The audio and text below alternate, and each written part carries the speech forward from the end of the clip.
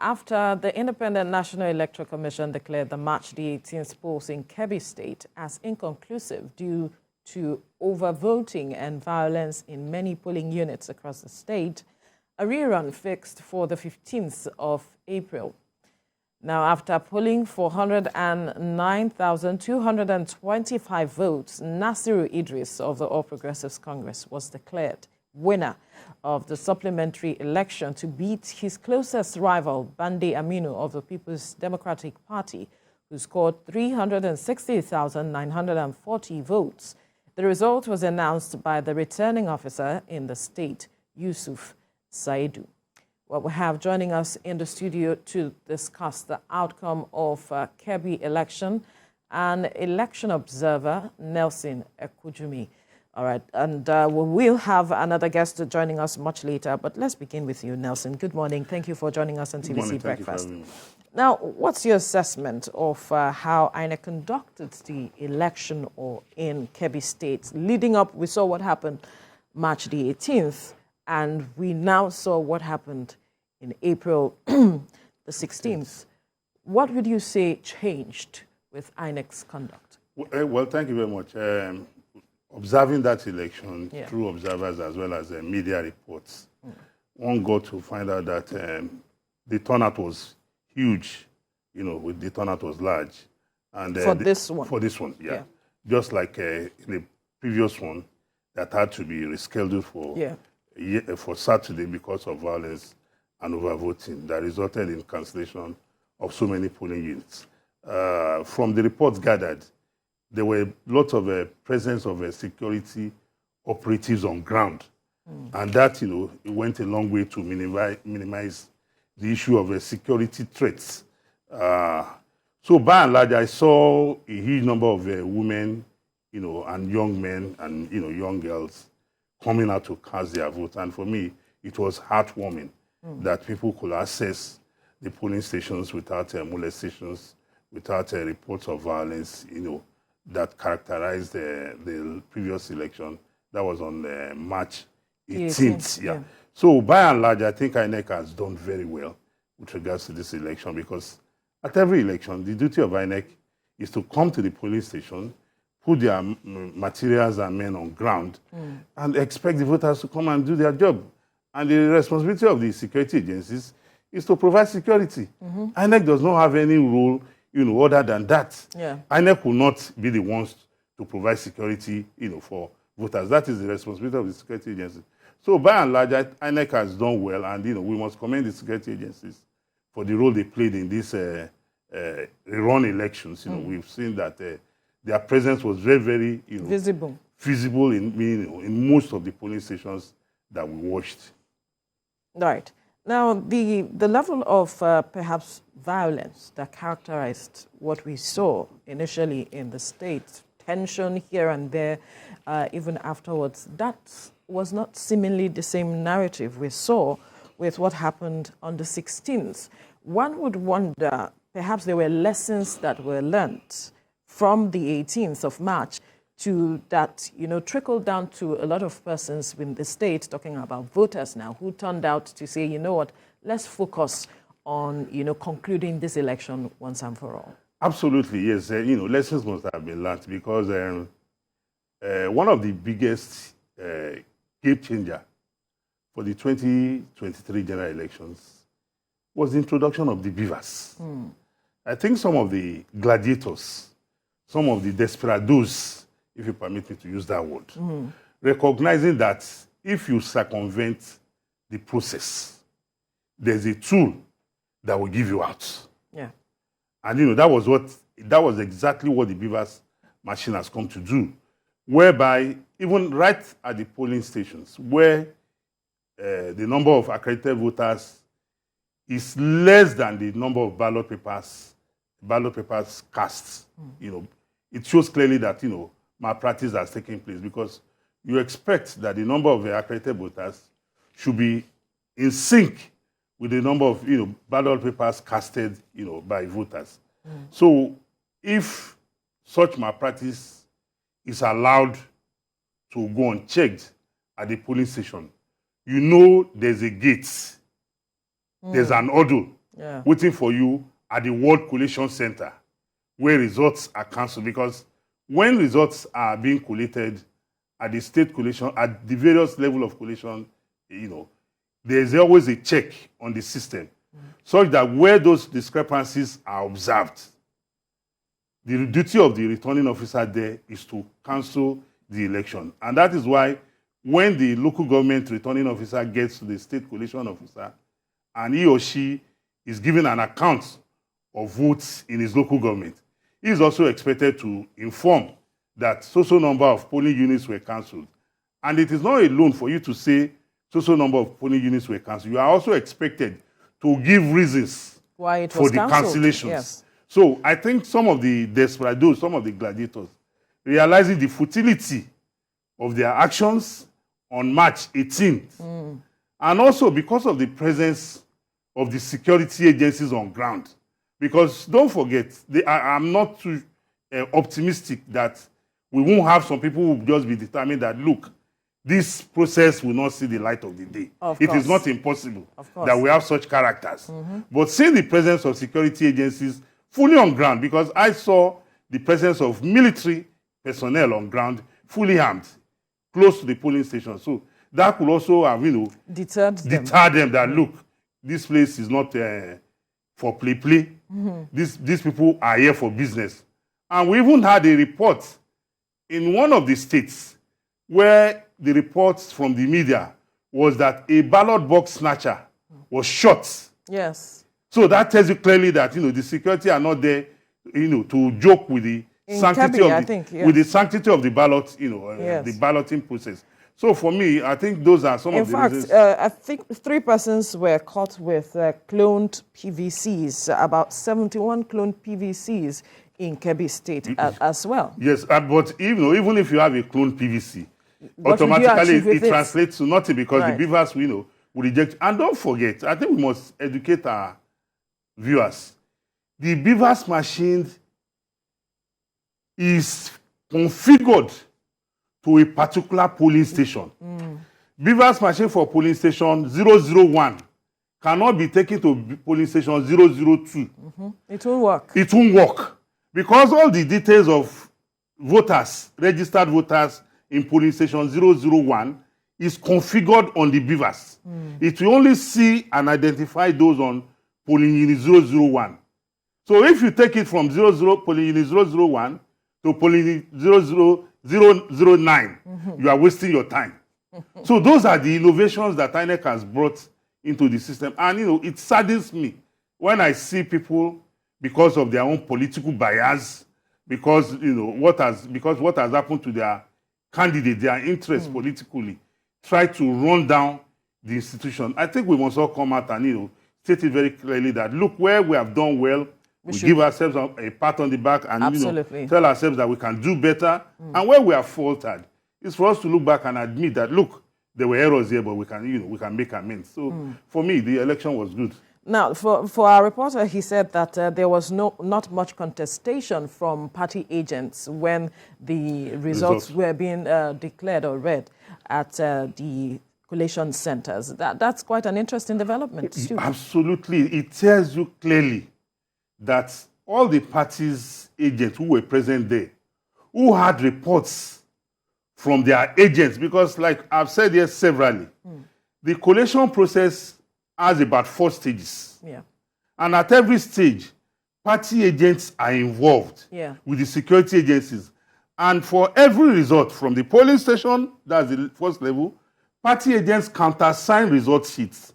And they are given a copy. It is mandatory by law. From the polling station level, it goes to the ward level. There's another party agent. The party agent at the polling station is not the same as the party agent at the ward level. The parties, don't forget, for this election, a very beautiful innovation that INEC brought into the process was that for party agents, parties had to submit the names and photographs. They were given tags, unlike before. Nelson Ekudimi could just put on party agent and I'll be at the polling station. Nobody knows me. And I'll tell them that, look, I'm party agent Z. Meanwhile, I'm not a party agent. But now a party agent had to be certified first by the political party, then by INEC. And he or she is given a tag, which the parties themselves went to the INEC office in the various states to collect. Yes. And they handed it over to their party agents. So there's party agents who countersign result sheet at polling station, at the ward level collation center, at the local government collation center, as well as at the state collation center. And at these levels, the party agents countersign. And if your agents at the polling station, ward, local government have not raised any objections, they have not made any observation that, look, what we witnessed here was not in tandem with what has been transmitted to the higher level. Then, at the final collation, what will be your basis of saying contesting the results? Yeah. So that shows you the transparency and the credibility of the elections that took place there on Saturday. Right. Earlier, you mentioned that the number, when you look at the number of voters, the voter turnout now, breaking it down to those that turned out, the young, the old, the women, you saw quite a number of women turn out in this time around. In fact, I saw hundreds of women in Puda. That's interesting. And I was like, God. You know, the beauty thing for me about that election, why it intrigued me the most, was that the population of women to men, from my own analysis, was like 8-2 over 10. It was like that state is peopled by women. So I was asking myself, where are the men? Right. But, you know, happily for me as a man, I saw the reporters talking to majorly the male folk. So that made me recognize that, you know, there were men there. What do you think could have perhaps brought about the voter turnout, the kind of voter turnout, talking about demography now, as we saw? I think when women set their minds to do something, they need little or no push. But, you know, women, we have a lot of distractions. And because if you look at the economic situation of Nigeria today, let us be honest with ourselves. Those that bear the greatest brunt are the men. Are the women. No. Are the women? Yeah, okay. Are the women. Yeah. A lot of homes now, you see women become the breadwinners. When I was growing up, I never for one day in my life saw a woman, drive a commercial vehicle. I must confess. Yeah. Well, we see that now. But these days, they are everywhere. Yes. So that tells you clearly that the women recognizing that the political destiny, the economic destiny of them, the family, resides in how, they pitch their political tents. That was, that must have motivated them the most, to have come out in that large number. So I they want to ensure their voices are heard. Absolutely, and it was heard. Right. Now, let's go to the winner himself now, talking about Nasir Idris, who won with 409,225 votes to beat his closest rival, Bandi Aminu, who polled 360,940 votes. Now, he is a former NUT president. That's talking about the National Union of Teachers. And then he was also a deputy president of NLC, according to some reports. And even Joe Ajero has spoken that he has made NLC proud. And there are some who are making fun, making jest that a teacher has defeated some persons in the state. Talk to us from the personality of Nasir Idris. What do you think could have shaped the narrative for him for his emergence? Well, you have just given a trajectory of his history. And you and I know very well that, in any society, teachers are builders. True. They touch every life. Whether you are a doctor, you are an engineer, you are a lawyer, you are an accountant, you must have passed through, some form of tutoring by a teacher. So if a teacher has touched your life, in a positive way, when such a person, we have seen situations in this country where persons who have, passed through a teacher years back, come back, to show gratitude, So it tells you clearly, you also said this was a candidate who was formerly a labor, personnel. Leader, yeah. And if you're a labor personnel, like we always say, labor creates wealth.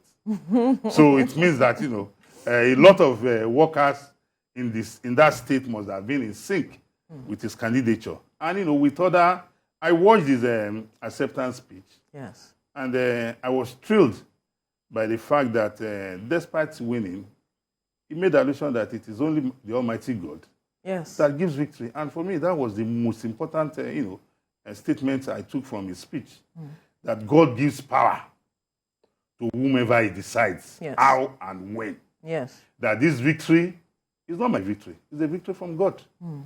So that tells you clearly that if you have put God first, every other thing will fall in place. So now let's look at governance. He has won now, and he will be taking over the reins when it is time. How do you think that his, wealth of experience, coming from the aspect of being a teacher, the union's president, being a labor person, and all of it, will help build Kebbi State and move it forward? Well, looking at the personnel of the governor-elect, I want to say categorically here this morning that I'm optimistic that in view of his career trajectory, how he has moved in life, being a teacher, a labor personnel, now a politician and administrator, shows clearly that the man, must know his onions. And it is not unexpected that, he will do justice to the good people of Kebbi State. But most importantly, we must make it very clear to the people of Kebbi State that the peace, progress, and prosperity of Kebbi State does not lie in the hands of the governor-elect alone. It's a collective responsibility. The people themselves have to keep the governor on his toes by ensuring that wherever the shoe is pinching them, the responsibility of governance is to ameliorate the human condition. So one expects that at every point in time, they will also be the guiding light for their governor. They will also be there to tell him that, look, this is where we want you to address our problems. And, give him all the necessary support and cooperation. I don't expect that because they have voted him into office on Saturday, that they'll go to bed and sleep. That is not how to run a democracy. Like we say in civil parlance, that eternal vigilance is the watchword for democracy. So I expect that, the governor-elect is a man who has, enunciated his programs, because that must have been what, gravitated the people towards his candidature. And like we saw at the polls where people came out in their numbers, we expect that, the same way people came out in their numbers, the same way we expect that the people will also be on their toes, keeping him, alive and kicking, to his responsibilities to the state in the next 4 years. Right. Now to specifics now, talking about education. How would you hope to see him address matters of education, looking at the wealth of experience that he has and looking at the situation within that region when it comes to education? Looking at education, I don't want to look at education alone. We're just breaking it down to specifics. I expect that as a governor-elect today, there are a lot of, and even as a teacher who is coming from that background, in education we deal with facts and figures, datas. Yeah. A student writes an exam. A teacher will not just write pass. There will be a figure attached to that pass. Is it an A? Is it a B? Is it a C? Is it a D? Or an E?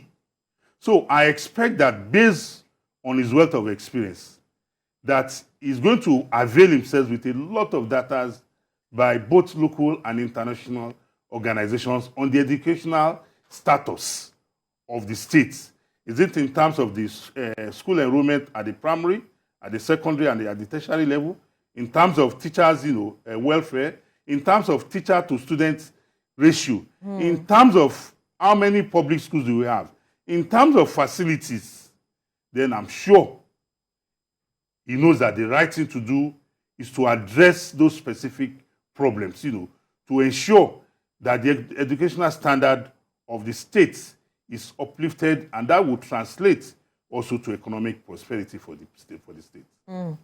Lagos State and Kebbi State used to have the lake rice. Lake rice, yeah, absolutely. And agriculture then will be the next matter for me, how he is going to revive that. Yes, we know how security challenges have been, being a major challenge with regards to agriculture, and food security is already what a lot of persons are speaking to, how those who are taking over the reins of power have to begin to look into the matters of agriculture so that we can have address this matter of food security staring us in the face.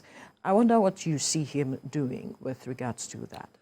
Well, just recently, I think that was in March, the Food and Agricultural Organization, FAO, revealed the fact that, the level of food insecurity in Nigeria has risen to about 32%, and that is worrisome.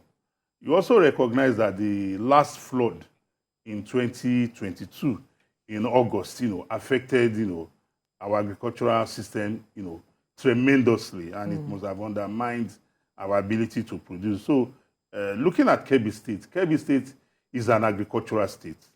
I expect that those factors militating against, the state producing, food to its, required potentials will be adequately addressed. I'm talking in terms of empowering the farmers.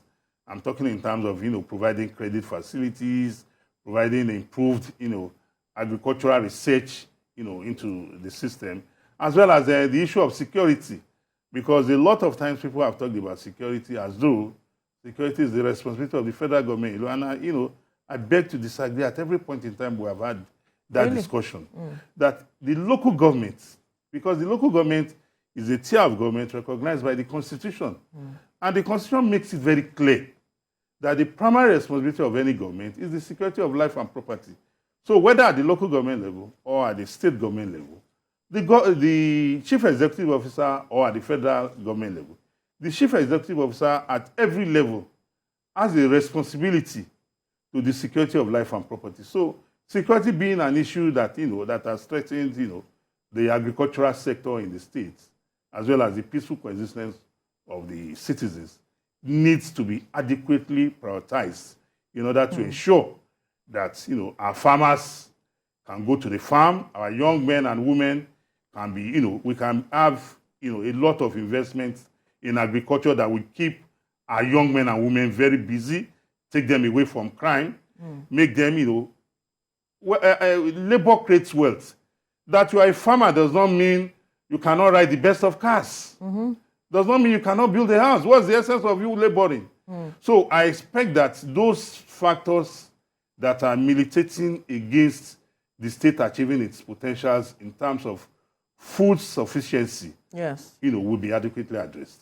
Now that we saw a majority of women turn out to show support for him taking over the reins of power in government, there will be those looking forward to gender representation, having that balance. We've always been speaking about 35% affirmative action and all of that. I'm wondering if you see that happening in Kebbi State. No, even without being told. I told you I watched, because Kebbi State is very far away from where, I observed the election, as well as I was monitoring it via the media. I told you I was just too glad with the number of women turnout that I was like, you see a queue of over 100 people at a stretch, and you are counting, with your eyes, over 80 women on the queue. That you're asking, where are the men? Where have they gone to?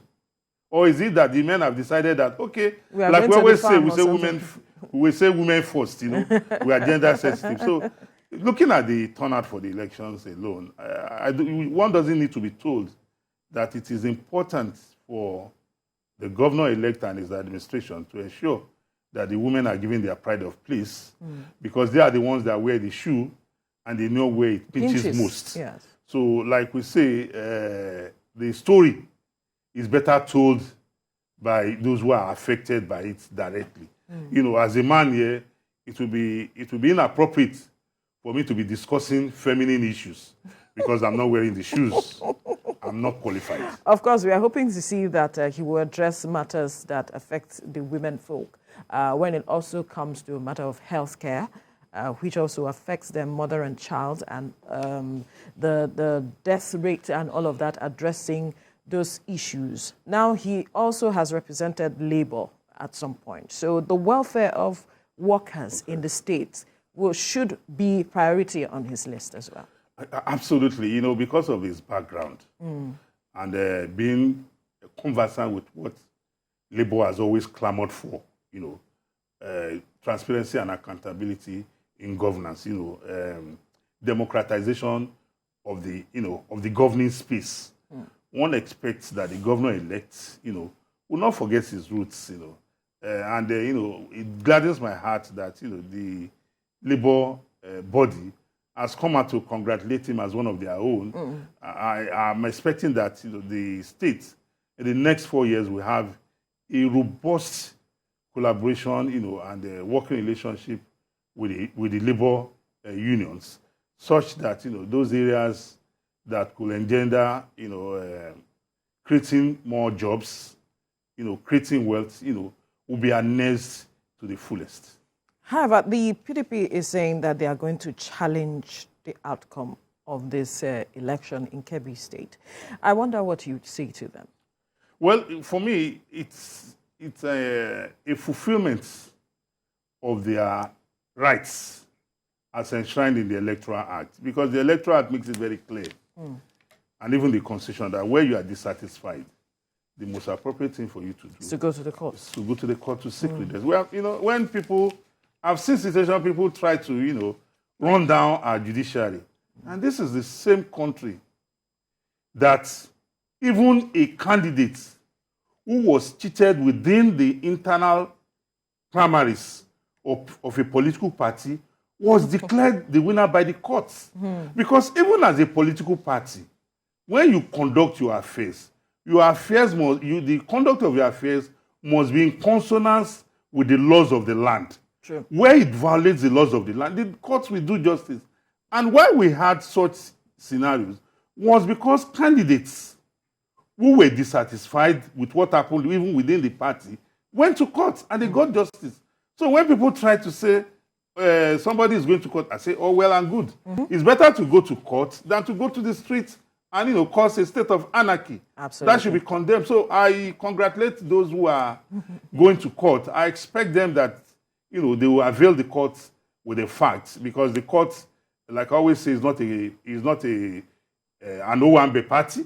The court is a place for serious business. Absolutely. And the court always deal with facts, and those facts must be used to convince the court beyond reasonable doubts. All right.